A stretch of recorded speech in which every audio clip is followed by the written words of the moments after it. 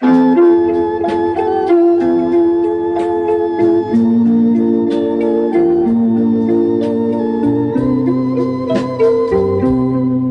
លសមុនរន្ធធនក្នុងចិត្ត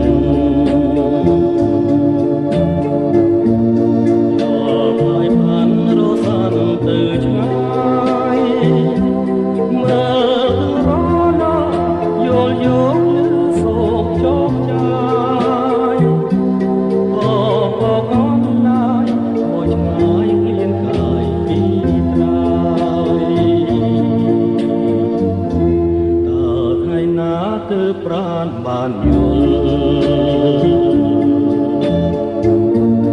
ចិនអង្គលខ្វាយខ្វល់ស្វាយក៏មកជៀនប្រណិត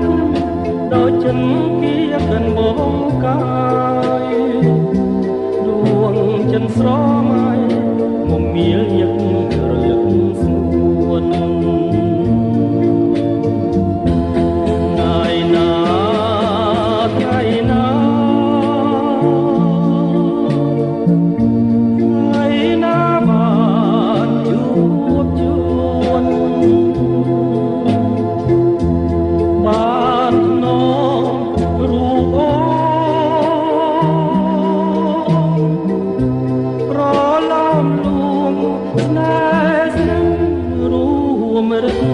ស្នេហ៍ស្នូ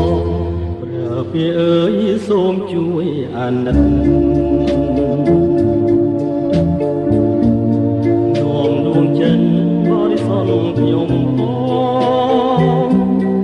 ទៅប្រាំប្រលឹងឲ្យដឹងក្នុងគ្រានេះម្ដងថាខ្ញុំនៅចាំទាល់តែបានជួបស្នេហ៍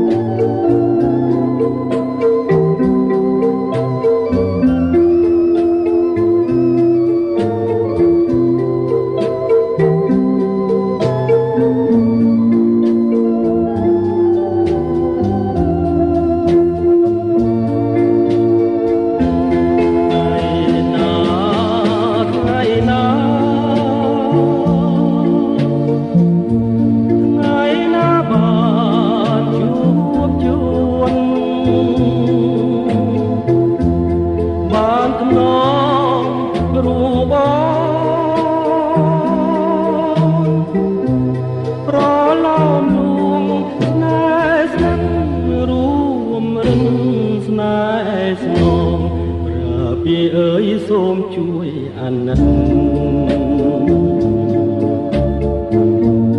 នាំយកចិនបរិសុទ្ធខ្ញុំផងទៅប្រាប់ប្រលឹងឲ្យដឹងក្នុងគ្រានេះម្ដងថាខ្ញុំនៅ